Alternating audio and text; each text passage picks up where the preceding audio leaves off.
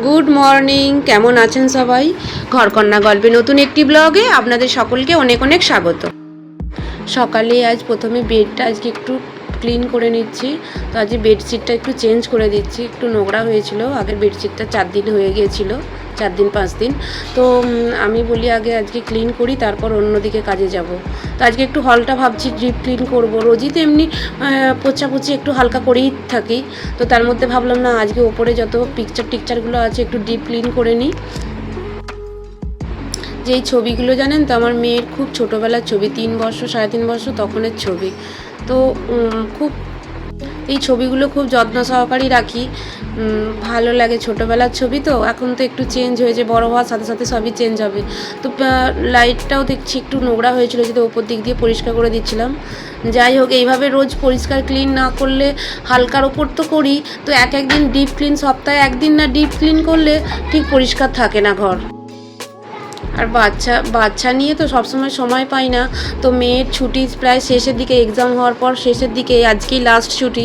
তো ভাবলাম যে মেয়ের কাল থেকে স্কুল চালু হয়ে যাবে, তো ক্লিন করে নিই। মেয়ে যেহেতু আছে একটু ছেলেটাকে ধরতে পারবে। আর এটা দেখছেন সাই বাবার ছবি।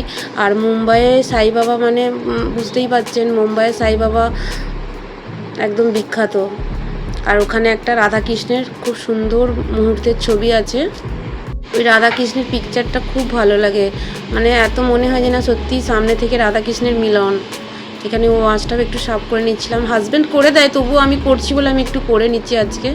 তো হাজব্যান্ডের সময় ছিল না। আর এদিকে মেশিনে জামা কাপড়গুলোও দিয়ে দিয়েছিলাম, যে এদিকে ক্লিন করতে করতে সাফ হয়ে যাবে। তো সাফ হয়ে গেছে, তো আমি মেশিন থেকে আবার জামা কাপড়গুলো নিয়ে একটু গ্যালারিতে মিলে দিচ্ছি। তো প্রায় অনেক জামা কাপড়, তো এই জন্য একটার ওপর আর একটা জামা কাপড় দিয়ে দিচ্ছি। খুব রোদের তাপ তো শুকনো হয়ে যাবে। মেশিনে জামা কাপড় 10 মিনিট থাকলেই হয়ে যাবে। এদিকে টিফিন বানানোর জন্য, ব্রেকফাস্ট বানানোর জন্য কিচেনে চলে এসেছি। আজকে বানাবো বড়া পাও। তো বড়া পাও বানানোর জন্য আলু বয়েল করে নিয়েছিলাম, আর আলুর মশলাও করে নিয়েছি। এদিকে আলুগুলো গোল গোল করে নিয়েছি, আর মশলাতে দিয়েছিলাম একটু আদা, রসুন আর কাঁচা লঙ্কা একটু হালকা পেস্ট করে নিয়ে, তেলের ওপর কারি পাতা সর্ষে দিয়ে আলুটা একটু ম্যাশ করে নিয়ে মশলাটা করে নিয়েছিলাম আলুর। আর তারপর একটা প্লাস্টিকের ওপর রেখে হাতের পেস্ট দিয়ে একটু চেপটে নিয়ে, বা একটুখানি জাস্ট ফ্ল্যাট হয়ে একটু বেসমের মধ্যে গুলে, বেসমের মধ্যে দিয়ে আর তেলের ওপর ছেড়ে দেওয়া, ব্যাস হয়ে গেল। যেটা আমরা দেশে বলি চপ, কিন্তু এখানে তো চপ বলে না, এখানে বড়া বলে, তাই আমি বড়াই বললাম, অভ্যস্ত যেহেতু। এই একইভাবে প্রত্যেকটা বড়া আমি ভেজে নিলাম। ভেজে নিয়ে আজকে বেশ ব্রেকফাস্টে ছিল বলেই দিলাম বড়া আর পাও। তো এটাই খেয়েছিলাম আজকে। তারপর লাঞ্চ এখানে বানিয়ে নিয়েছিলাম। তারপর দুপুরে লাঞ্চটাও কমপ্লিট করে নিয়েছিলাম। করে রেস্ট করার পর আমরা একটু বেরিয়ে পড়েছিলাম পর্দার দোকানে। তো দোকানে প্রচুর পরিমাণে অনেক রকম কোয়ালিটির কালেকশান প্রচুর ছিল পর্দার। তো প্রতিটা কালারও ভালো ছিল আর ডিজাইনও ভালো ছিল। কোনটা নেব কোনটা না নেব, তো সব কটাই পছন্দ হচ্ছিলো। তো সব তো নেব না, নেব তো একটাই চয়েস করব। তো তার মধ্যে 4-5টা চয়েস করার পর একটা যাই হোক ডিসাইড হলো যে এই পর্দাটা নেওয়া হবে। প্রতিটা কোয়ালিটি সুন্দর ছিল। এই পর্দাগুলোর মধ্যে কোনটা ভালো লাগছে অবশ্যই বলবেন। তারপর আমরা চলে এসেছিলাম একটু টলি ব্যাগের দোকানে, শোরুমে। তো শোরুমে এখানেও দেখলাম টলি ব্যাগের কালেকশান প্রচুর, স্টক প্রচুর আছে। তো প্রতিটা কালারও খুব সুন্দর ছিল, কিন্তু আমি ব্ল্যাক ছাড়া আমার ভালো লাগছিল না কোনো কালার। আমার মনে হচ্ছে না ব্ল্যাকটাই চোখে পড়ছে বারবার। আর অনেকই কালার ছিল, কোম্পানিও অনেক রকমের ছিল। আমেরিকান ট্যুরিস্ট ছিল, আমেরিকান টিপস ছিল, সাফারি ছিল, অনেক রকম কোয়ালিটির অনেক রকমের ভ্যারাইটিস ছিল। তো তার মধ্যেও একটা পছন্দ হলো, নিলাম। তো বাড়িতে চলে আসার পর একটু লাঞ্চে তাড়াতাড়ি করে বানাতে হবে, তো কি বানাবো। তো আসার পথে একটু চিকেন নিয়ে নিয়েছিলাম, চিকেন বানাবো, চিকেন আর রুটি। তো চিকেনটা বানানোর জন্য আমি প্রথমে একটু কড়াইয়ে তেল দিয়ে দিয়েছিলাম। তেল দিয়ে যেরকম নর্মালি চিকেনটা তো ম্যারিনেট করে রাখতে, আর আমি একটু চিকেনটা ম্যারিনেট করেই বানানোর চেষ্টা করি। কারণ চিকেনের একটা যে আলাদা একটা গন্ধ বা ফ্লেভার থাকে, সেটা আমার ঠিক ভালো লাগে না। এই জন্য আমি একটু ম্যারিনেট করেই বানানোর চেষ্টা করি। তারপর আলুগুলো তুলে নেওয়ার পর একটু আমি পেঁয়াজ দিয়ে দিয়েছিলাম, আর একটু অল্প তেলে করবো ভাবছিলাম, কারণ ম্যারিনেট করার সময় যেহেতু তেল সবই মশলা দেওয়া আছে, ভাবলাম পেঁয়াজটা ভাজার সময় একটু তেল দিয়ে দিই, কম হবে মনে হচ্ছে। তো এইভাবেই পেঁয়াজটা নাড়াচাড়া করে লাল লাল নাড়াচাড়া করে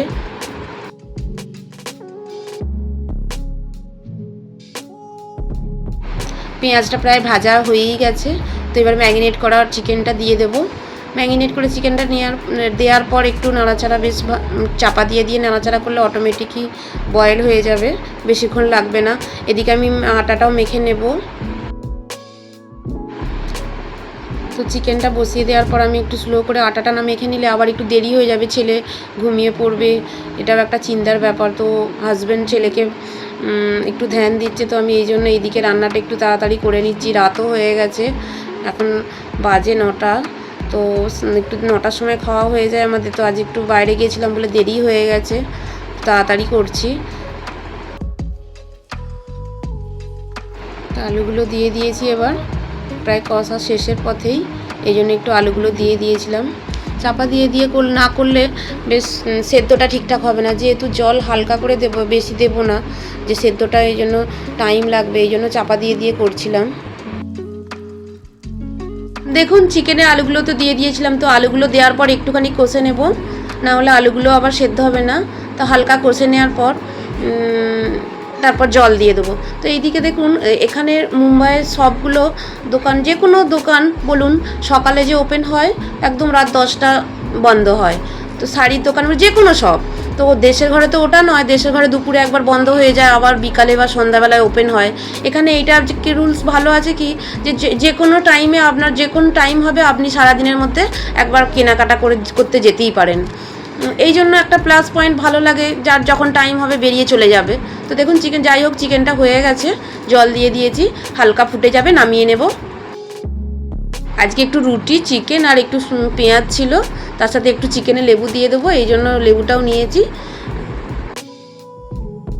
তো চলুন খাওয়া দাওয়াটা করে নিই, আজকে রাতের ডিনারটা।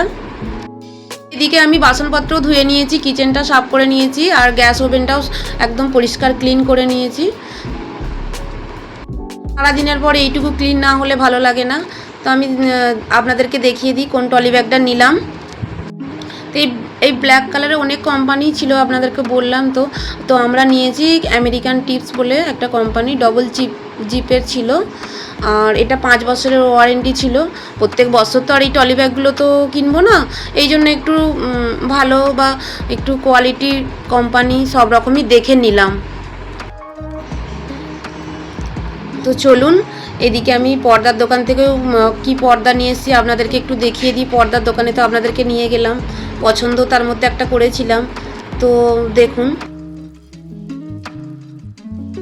দেখুন এই পর্দাটা নিয়েছি। তো আমি এগুলো দেশে নিয়ে যাব, টোটাল 8 পিস নিয়েছি। তো আমার দেশের খিড়কি বা জানালা যেটাই বলবেন না কেন, 4x4, আর এটা পর্দাটার সাইজ ছিল 5x6। তো ডিজাইনটা বা কালারটা কেমন হয়েছে অবশ্যই কমেন্টে বলবেন, বা পর্দাটা কেমন হয়েছে কমেন্টে জানাবেন।